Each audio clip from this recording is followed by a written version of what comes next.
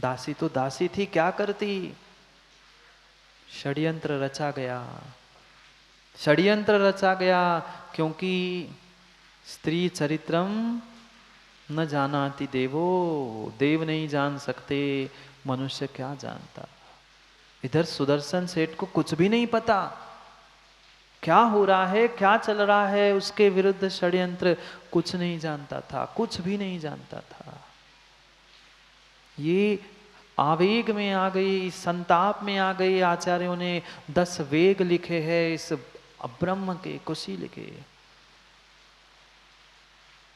पहले भूख नहीं लगती, प्यास नहीं लगती, निद्रा नहीं आती, बुखार आता है, और अंतिम समय ऐसा आता है जिसके प्रति वह भावना, वासनाएं जागृत हुई है, वो व्यक्ति नहीं मिलता तो मृत्यु तक हो जाती है।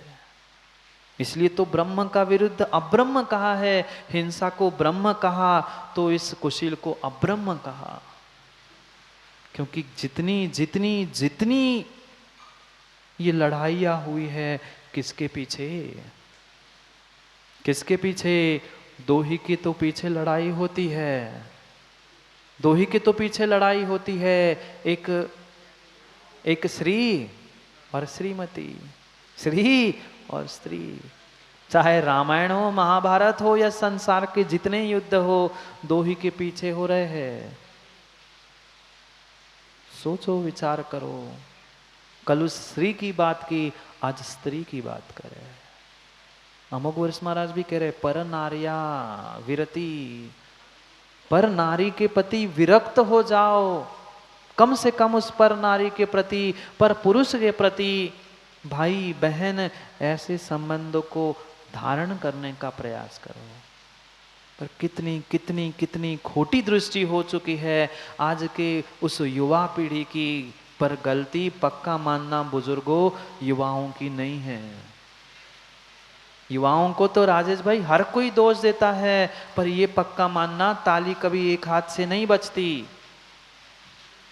युवाओं को बिगड़ने के लिए भले ही टीवी, मोबाइल, आज सब कुछ साधन है, पर बुजुर्गों की मां मर्यादा भी तो खत्म हो गई। कहाँ वो समय था कक्का जब घर में जाना पड़ता था तो खास के जाना पड़ता था। अब खासो तो बहू कहती, काय ससुर जी खांसी हो गई, दवाई खा लो, काय को खास रहे। हाँ, ऐसी स्थिति है। मर्यादा तो बची ही नहीं है। सास ससुर के सामने बहू पल्लू लेकर आती थी, अब भगवान के सामने भी खुले सर ठाकती है, गुरु के सामने भी आती है। ऐसे ही कहाँ गया शील, कहाँ गई मर्यादा?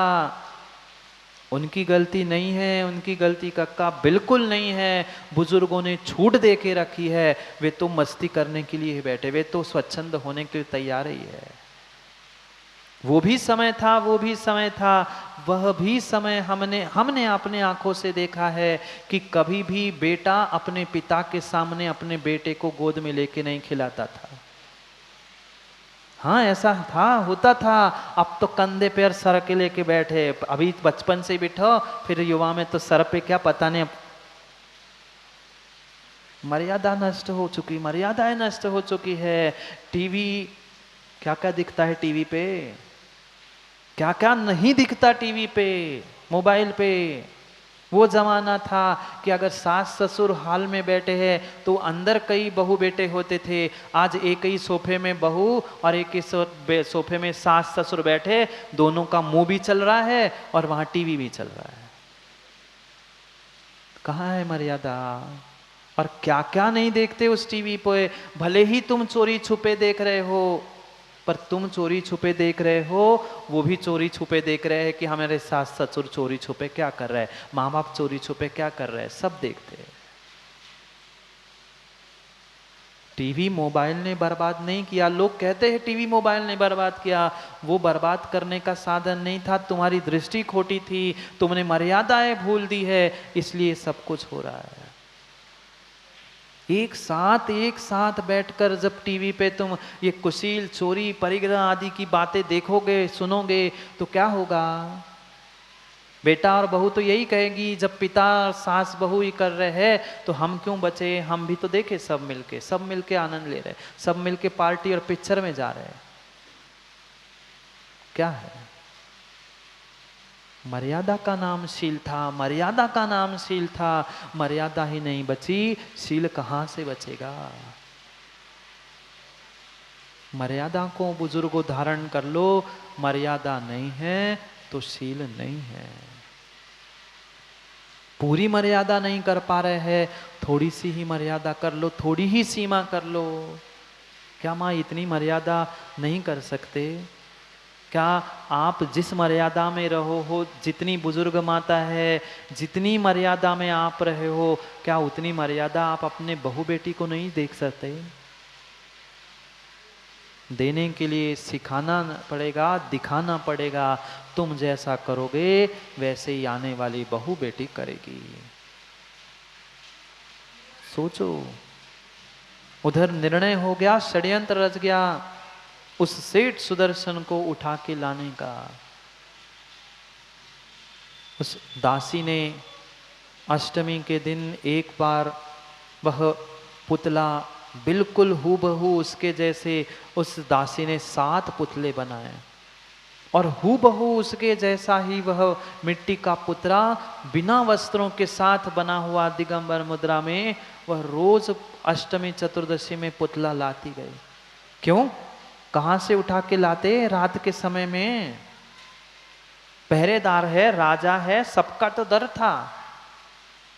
जैसे ही पहली बार वो पुतला लेकर वह दासिया अंदर पहुंची, पहरेदार ने पूछा क्या है दिखाओ। पहरेदार ने टोका, क्योंकि पूछना जरूरी था। उनने दिखाया, ये रानी ने पूजा के लिए मंगवाया है। मां स्त्री चरित्रम। किसके लिए बुलाया है? रानी ने पूजा के लिए बुलाया है। आज अष्टमी है, पूजा करना चाहती है। उनने कहा नहीं, मैं अंदर नहीं जाने दूंगा, राजा की आज्ञा नहीं है। गुस्से में आकर दासी ने उस पुतले को वही फोड़ दिया। लो, अब रानी जो कहे तुम देख लेना। ऐसे 1 नहीं, 2 नहीं, 3 नहीं, 7 बार किया। 8वीं बार अब कौन टोकता? 8वीं बार कौन टोकता? 7वीं 6वीं बार ही उनने कहा था ले जाओ। 8वीं बार वह अष्टमी चतुर्दशी के दिन जब वह साधना में खड़ा था, उसको वैसा ही उठा के सभी दासियों ने महल में ले आया। क्या शील था, क्या धैर्य था उस जीव का, सोचो तो। वह दिगंबर अवस्था में, निर्वस्त्र अवस्था में वह सेठ सुदर्शन था और सब दासी स्त्रियां ने उन्हें उठाकर रानी के महल में पलंग पे डाल दिया। कैसे चंचल और कैसे कैसे तुम्हारे हृदय कैसे कमजोर मन है। दूसरे की कुछ देखकर, टीवी मोबाइल में देखकर तुम ढीले पड़ जाते हो। क्या उसकी दृढ़ता होगी, क्या शील की ताकत होगी, थोड़ा तो सोचो। उन सभी दासियों ने लाके पलंग पे डाल दिया। रानी भी कुचेष्टा करती रही, पर वे अपने ध्यान से, अपने शील से किंचित भी डगमगाए नहीं। कोई महाव्रती नहीं थे, कोई मुनिराज, कोई महाव्रती नहीं थे, श्रावक थे, श्रावक। ये है मां स्वदार संतोष व्रत, ये है नपुंसकपना। दूसरे के लिए, पर स्त्री पर पुरुष के लिए। वो नपुंसक था? नहीं था, नपुंसक नहीं था। पर स्त्री के लिए नपुंसक को उनने स्वीकार कर लिया। कह दुनिया में नपुंसक हूं, पर मेरी शील की तो रक्षा हो रही। रात भर रानी ने कुचेष्टाएं की, रात भर कुचेष्टाएं की, पर वो टस से मस नहीं हुए। अपने शील को उन्होंने भंग नहीं किया। प्रातः की बेला होने लगी, नगर के नगाड़े बजने लग गए, पांव फूटने का समय हो गया। अब कहां से वापस ले जाता, कहां से वो वापस जाता? राजा का आने का समय हो गया था। नगर में प्रकाश हो जाएगा, नगर के लोगों को सब बात, मेरी पाप सामने आ जाएगा। पुनः पाप के लिए दूसरा पाप, एक मायाचारी ढाकने के लिए मां दूसरी मायाचारी। क्योंकि स्त्री चरित्रम, न जानाति। कोई नहीं जान सका। तुरंत ही अपने ही नाखून से शरीर को नोच लिया, आधे अधूरे कपड़े फाड़ दिए और चिल्लाने लग गई, ये देखो सेठ, ये मेरे साथ कुचेष्टा करता रहा रात भर। क्यों? राजा आने वाला था। ऐसी होती है, ऐसी होती है आदत अनिल भाई सबकी। हम अब फंस गए हैं, फिर क्या करूं? अपनी फंसी हुई थोड़ी कहेंगे, दूसरों को फंसा दो, हम फ्री। पूरा षड्यंत्र पलटा दिया, तुरंत एक क्षण नहीं लगा। कौन किसके साथ कुशील कर रहा था? वो तो अपने ध्यान में था। रानी ने सब प्रकार से प्रयास किया, जब कुछ नहीं हुआ स्वयं के कपड़े फाड़े, स्वयं को ही नोचा और चिल्लाने लग गई, ये सेठ मेरे साथ व्यभिचार कर रहा है, ये व्यभिचारी है। किसके लिए? किसके लिए? उस शीलवंत पुरुष के लिए। माँ, क्या शीलवंत नारियों की संख्या कम है भारत में? नहीं है। नीली हुई, विजया हुई, वह सीता हुई, कितनी कितनी सारी शीलवंती नारियां हुई। नहीं, हम आजीवन वह ब्रह्मचर्य को धार रहे हैं। कम से कम एक देश ही उस सेठ सुदर्शन जैसा ही व्रत धारण करे।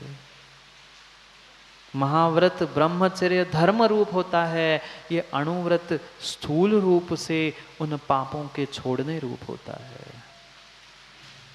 नहीं समझ में आता। आज जीव नहीं समझ रहा है, पल पल में कितने व्यर्थ व्यर्थ रूप से हम उन पापों को कमा रहे हैं। सोचना, एक बार के कुशील में, एक बार के अब्रह्म में जब करोड़ों जीवों की हिंसा हो रही है, आपने हजारों लाखों बार जो कुशील किया, कुशील के बारे में सोचा, कितना पाप हो चुका होगा।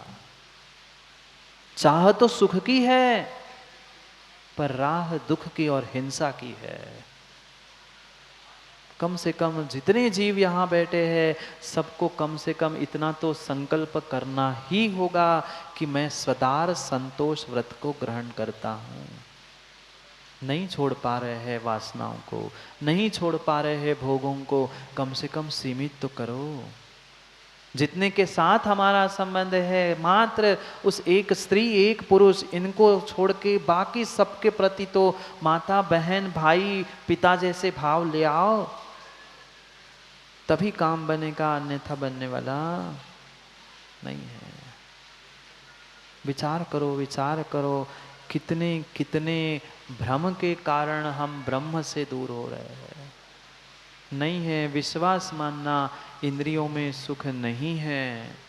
तत्क्षण तुम्हें भले ही सुख जैसा लगता है, पर 5 मिनट बाद जितने जीवों ने भोग भोगे हैं उनको अनुभव है, 5-10 मिनट आधे घंटे बाद खेद आता ही है। अरे क्यों किया पाप? पर कब समझ में आने में? बाद में। पहले ही समझ में आ जाता तो क्या कुछ नहीं होता, क्या कुछ नहीं होता।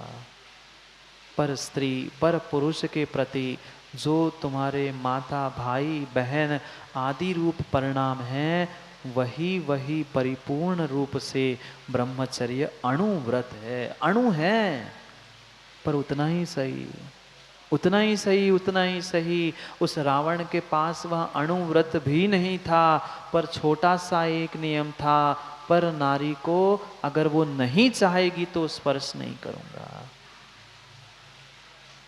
बन जाओ ना, बन जाओ ना रावण। नहीं बनना, कम से कम एक छोटा सा नियम लेके रावण ही बन जाओ, पर बन मत जाना। नियम के लिए तो बनना, पर बाकी अहंकार आदि के लिए नहीं बनना। एक छोटा सा नियम रावण का उसे आने वाले समय में तीर्थंकर प्रकृति का बंद कराएगा। फिर तीर्थंकर प्रकृति का बंद उदय में आएगा, वह तीर्थंकर भी बनेगा। आप कहाँ जा रहे हैं? कैसी परिणति है? थोड़ा सा विचार करो। समय हो गया है। जाओ अनिल भाई, जाओ, घर नहीं रावण बन जाओ। जलाने वाला नहीं, तीर्थंकर बनने वाला रावण बन जाओ। जलाने वाले रावण को तो कई बार जला दिया, पर भीतर का कुशील का रावण नहीं जला है, तो बाहर के रावण के पुतलों को जलाने से कुछ नहीं होगा, कुछ नहीं होगा। क्योंकि तेल चाहिए तो रेत को पेलने से नहीं मिलेगा, इंद्रियों के भोग भोगने से सुख नहीं मिलेगा। जब जब तुम इंद्रियों का भोग भोगोगे, जब जब तेरी पर पे दृष्टि जाएगी, तुम कुशील और अब्रह्म का ही सेवन कर रहे हो, तुम शीलवान नहीं कहलाओगे। कहाँ वो सेठ सुदर्शन शीलवान, मात्र स्वदार संतोष व्रत का धारी था, आजीवन व्रत ब्रह्मचर्य नहीं था, महाराज मुनिराज नहीं बना था, पर वो तो कल्याण करके निरंजन हो गया। श्रावक, कक्का श्रावक जो साधना करता था, वह उसने निर्णय कर लिया। राजा आया, पूरा नगर आया, अब उसने निर्णय कर लिया, अब जो चाहे हो जाए, अब मैं लौट के घर नहीं जाऊंगा।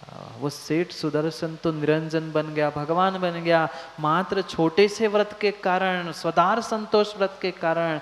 क्या इतनी भी लेने की आप सबकी कह दूं क्या? मैं शब्द वो नहीं कहना चाहता। क्या उतनी भी हमारी नहीं है कि हम स्वदार संतोष व्रत धारण कर ले? चाहे कोई उम्र हो, वो स्वदार संतोष व्रत तो ग्रहण करो ही करो। समय हो गया है ग्रहण करने का। ग्रहण करने का छोड़ते छोड़ते तो बहुत समय हो गया, वह छोड़ना तो है ही, पर कुछ ग्रहण भी तो करो, तो काम होगा, अन्यथा नहीं होगा। समय हो गया है, कल समय पे और अगले उस अणुव्रत को समझना है, जिसके कारण से आज तक नरकों की व्यवस्था बनाई ना। हाँ, उस नरक की व्यवस्था कैसे बने और कैसे नारकी बन के आए हैं, उसके बारे में कल सोचेंगे, कल विचार करेंगे। पांचवें उस परिग्रह परमाणु व्रत के बारे में आचार्य भगवान समझा रहे हैं, उसे कल पढ़ेंगे। समय आज का हो गया है, कल पुनः समय पर समय की बात करने के लिए समय पे मिलते हैं, क्योंकि समय पे किया गया काम समय को दिलाता है। बोली भगवान महावीर स्वामी की।